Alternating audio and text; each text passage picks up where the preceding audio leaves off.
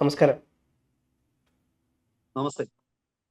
ISRO സ്വകാര്യവൽക്കരിക്കുന്നു എന്നുള്ള വാർത്ത ഇപ്പോൾ പുറത്തു വരുന്നുണ്ട്. ഇപ്പം ലോകത്തെ പല രാജ്യങ്ങൾ നോക്കിക്കഴിഞ്ഞാലും ഇത്തരത്തിലുള്ള അവരുടെ എന്താ പറയുക, ബഹിരാകാശ ഏജൻസികളൊക്കെ സ്വകാര്യവൽക്കരിക്കുന്നത് നമ്മൾ കണ്ടിട്ടുണ്ട്. പക്ഷേ ഇന്ത്യയും ഇപ്പോൾ അത്തരത്തിലോട്ട് നീങ്ങുന്നു എന്നൊരു കരുത്തുണ്ട്. ഇത് ഇന്ത്യക്ക് വലിയ തരത്തിലുള്ള തിരിച്ചടിയാവാനാണ് ചാൻസ്, അതല്ല ഇന്ത്യക്ക് ഇതുകൊണ്ട് എന്ത് ബെനിഫിറ്റ്സ് ആണ് കിട്ടാൻ പോകുന്നത്?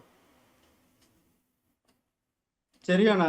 ISROയുടെ 3 റോക്കറ്റുകളും SSLV, PSLV, അതുപോലെ LV-3 3 LV-3 3 എന്നുള്ളതാണ് ISROയുടെ ഏറ്റവും പവർഫുൾ റോക്കറ്റ്. അതായത് പഴയ ജിയോ സാറ്റലൈറ്റ് ലോഞ്ച് വെഹിക്കിളിനാണ് ഇപ്പോൾ ലോഞ്ച് വെഹിക്കിൾ 3 എന്നുള്ള പേരിട്ടിരിക്കുന്നത്, LV-3. ഇതിലാണ് നമ്മൾ തദ്ദേശീയമായിട്ട് എടുത്ത ക്രയോജനിക് എഞ്ചിൻ ഉപയോഗിക്കുന്നത്. 4.5 ടണ്ണിലധികം, ഏതാണ്ട് 4-4.5 ടണ്ണ് വരുന്ന ഭാരം വരുന്ന ഉപഗ്രഹങ്ങൾ ഭൂസ്ഥിര ഭ്രമണപഥത്തിൽ, അതായത് ജിയോ സിങ്ക്രോണസ് ഓർബിറ്റിൽ എത്തിക്കാനുള്ള ശേഷിയുള്ള റോക്കറ്റാണ് LV-3. അതിന് താഴെയുള്ള പിന്നെ ലോ എർത്ത് ഓർബിറ്റിൽ ഭാരം കുറഞ്ഞ ഉപഗ്രഹങ്ങൾ എത്തിക്കുന്ന ഒരു റോക്കറ്റാണ് polar satellite launch vehicle, PSLV. അതുപോലെ തന്നെ ഏറ്റവും ഭാരം കുറഞ്ഞ റോക്കറ്റുകൾ ഏറ്റവും കുറഞ്ഞ ചെലവിൽ ഭൂമിക്ക് സമീപമുള്ള ഭ്രമണപഥങ്ങളിൽ എത്തിക്കാൻ ശേഷിയുള്ള റോക്കറ്റാണ് SSLV, small satellite launch vehicle.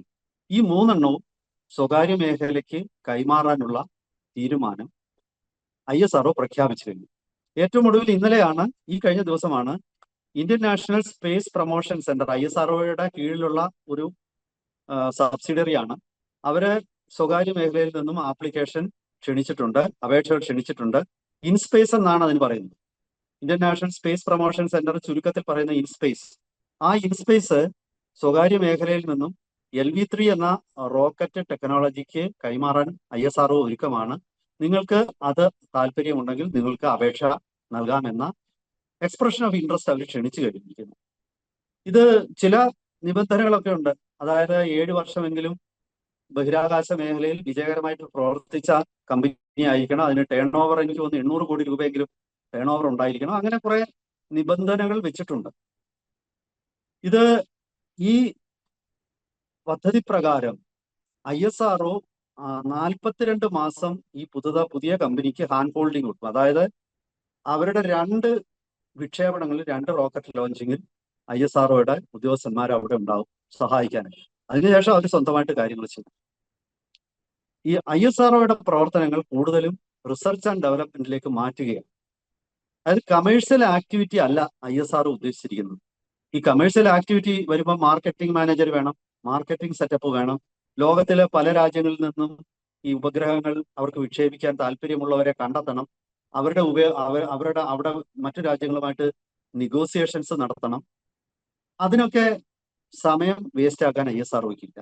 ISRO തികച്ചും ഗവേഷണം, അതുപോലെ പുതിയ ടെക്നോളജി വികസിപ്പിക്കുക, ഈ 2 കാര്യങ്ങളിലേക്ക് ISRO ചുരുങ്ങും എന്നാണ്. അതാണ് ഇങ്ങനെ ഒരു തീരുമാനമെടുത്തതിന്റെ പിന്നിൽ എന്ന് പറയുന്നത്.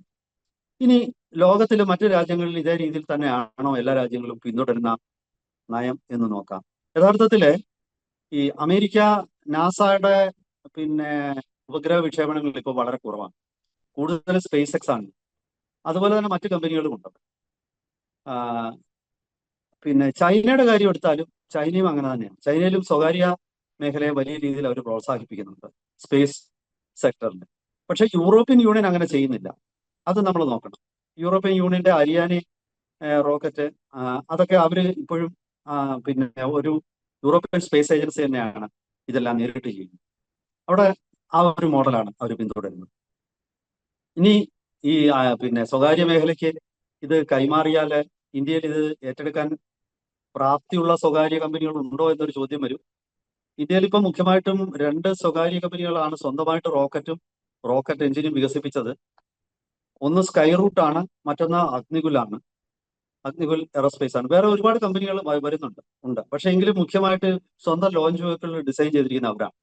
ഇവിടെ അഗ്നിലെറ്റ് എന്ന് പറയുന്ന ഒരു റോക്കറ്റ് എഞ്ചിൻ, അത് സെമി ക്രയോജനിക് എന്ന് നമ്മൾ പറയുന്ന കെറോസിൻ ഫ്യൂവൽ റോക്കറ്റ് എഞ്ചിനാണ്. അവർ ISRO വികസിപ്പിക്കുന്നതിനേക്കാൾ മുമ്പേ അവർ വികസിപ്പിച്ചു.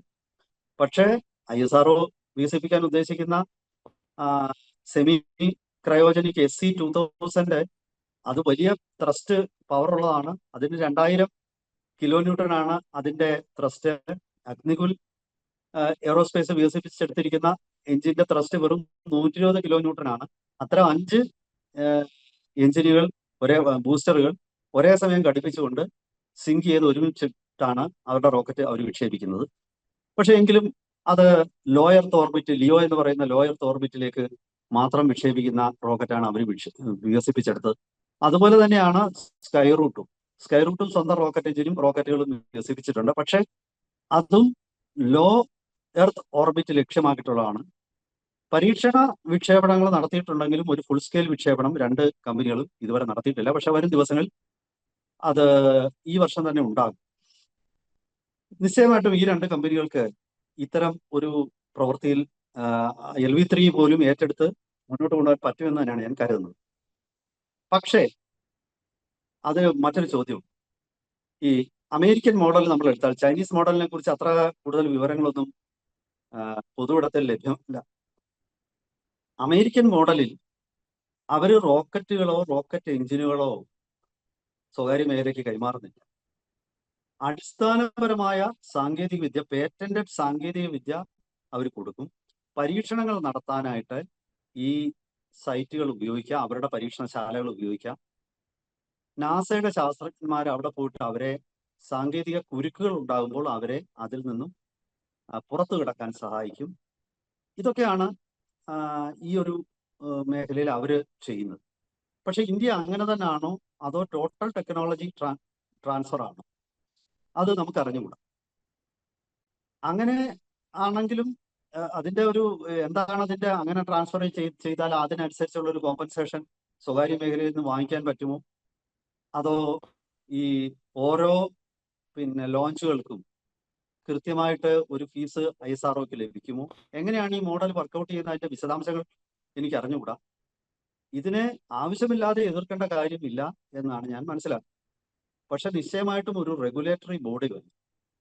കാരണം ISROയുടെ ഈ കഴിഞ്ഞ ഇപ്പം ഈ വർഷത്തെ ISROയുടെ പ്രവർത്തനം എടുത്താൽ ISRO ഇതുവരെയും ഒറ്റ ലോഞ്ച് മാത്രമാണ്, റോക്കറ്റ് ഒരു ഉപഗ്രഹ വിക്ഷേപണം മാത്രമാണ് നടത്തിയിരിക്കുന്നത്. 100ഓളം ഏതാണ്ട് 90 വിക്ഷേപണങ്ങൾ വിജയകരമായി നടത്തിയ PSLV അവസാനം നടത്തിയ 3 വിക്ഷേപണങ്ങളും പരാജയപ്പെട്ടു പല കാരണങ്ങളാൽ. ISRO വലിയ പ്രതിസന്ധിയിലാണ്. ഈ അടുത്ത കാലത്ത് ദേശീയ സുരക്ഷാ ഉപദേഷ്ടാവ് അജിത് ദവാൽ നേരിട്ട് ISRO സന്ദർശിക്കേണ്ട വന്നു. ISROയിൽ ചാരന്മാർ കയറിയിട്ടുണ്ടോ, അതല്ലെങ്കിൽ അവിടുന്ന് സാങ്കേതിക വിദ്യ ഏതെങ്കിലും കാര്യത്തിൽ ഇതൊക്കെ ചോർന്നു പോകുന്നുണ്ടോ എന്നൊക്കെയുള്ള ആരോപണങ്ങൾ വീണ്ടും ISROയ്ക്ക് നേരെ ഉന്നയിക്കപ്പെട്ട ഒരു സമയമാണിത്. അപ്പോ വേണ്ടത്ര കരുതലോടുകൂടി ഡിപ്പാർട്ട്മെന്റ് ഓഫ് സ്പേസ് ഒരു മോണിറ്ററിംഗ് ഏജൻസി വരികയും റെഗുലേറ്ററി ബോഡി പോലെ പല കാര്യങ്ങളിലും ഇത് പ്രവർത്തിക്കുകയും ചെയ്യേണ്ട ഒരു സ്ഥിതിവിശേഷം ഉണ്ടാകുമെന്നാണ് ഞാൻ കരുതുന്നത്. കാരണം ഇത്രയും അധികം, ഇപ്പൊ ഉദാഹരണത്തിന് സെമി ക്രയോജനിക് എഞ്ചിൻ വികസിപ്പിച്ചു എന്നിരിക്കട്ടെ. ഇത് ഒരു തരത്തിൽ ക്രയോജനിക് എഞ്ചിനും സെമി ക്രയോജനിക് എഞ്ചിനും ഒക്കെ ഡ്യുവൽ പർപ്പസ് ടെക്നോളജിയാണ്. ഇത് വേണമെങ്കിൽ ഒരു മിസൈലായിട്ട് രൂപാന്തരപ്പെടുത്താം. അത് ബഹിരാകാശത്ത് വിക്ഷേപിക്കുന്നതിന് പകരം റീ എൻട്രി ടെക്നോളജി കൊണ്ടുവരണം എന്നുള്ളതാണ്. അപ്പൊ ആ റീ എൻട്രി ടെക്നോളജി ഈ നമ്മുടെ PSLVയിൽ കൊണ്ടുവന്നാൽ PSLV ഒരു ഭൂഖണ്ഡാന്തര മിസൈലാവും. അതായത് ഒരു ഇന്റർ കോണ്ടിനെന്റൽ ബലിസ്റ്റിക് മിസൈലായിട്ട് രൂപാന്തരപ്പെടും. അപ്പൊ ഇതൊക്കെ മോണിറ്റർ ചെയ്യാനുള്ള ഒരു സംവിധാനവും ആവശ്യമുണ്ട്. പക്ഷേ ആശയം നല്ലതാണെന്ന് തന്നെ ഞാൻ പറയും. കാരണം ISROയുടെ ശാസ്ത്രജ്ഞന്മാർ വെറുതെ അവരുടെ സമയം ഈ സാറ്റലൈറ്റ് ലോഞ്ച് ചെയ്യാനുണ്ടോ, സാറ്റലൈറ്റ് ലോഞ്ച് ചെയ്യാനെന്ന് പറഞ്ഞ് യൂറോപ്യൻ രാജ്യങ്ങളിലും ആഫ്രിക്കയിലും ഒക്കെ കറങ്ങി നടക്കേണ്ട കാര്യമില്ല. അത് സ്വകാര്യ മേഖലയാകുമ്പോൾ അവർക്ക് അതിനും മാർക്കറ്റിങ്ങിനൊക്കെ ഒരു പൊതുമേഖലാ സ്ഥാപനത്തെക്കാൾ ശക്തമായ സംവിധാനം ഉണ്ടാവും. അവിടെ അവര് ISRO റിസർച്ച് ആൻഡ് ഡെവലപ്മെന്റ് നടത്തട്ടെ. അവരുടെ ടെക്നോളജി നമ്മുടെ തന്നെ സ്വകാര്യ മേഖലയ്ക്കും ISRO തന്നെയും സമാന്തരമായിട്ട് ISROയുടെ സ്വന്തം ഏജൻസി നിൽക്കട്ടെ. ഇപ്പൊ പല മേഖലയും ആണല്ലോ. ഇപ്പൊ KSRTC പോലെ തന്നെ പ്രൈവറ്റ് ബസ്സും കേരളത്തിലുണ്ട്.